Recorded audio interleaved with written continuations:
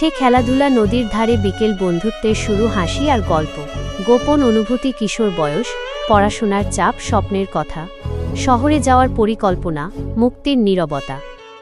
আপনার এই শব্দগুলো যেন এক একটি স্মৃতির ছবি। বিশেষ করে মুক্তির নীরবতা অংশটি বেশ গভীর। শৈশবের সেই দিনগুলো, মাঠে মাঠে ছুটে চলা, ধুলোমাখা হাসি, নদীর তীরে বিকেলবেলা, বড্ড ভালোবাসি।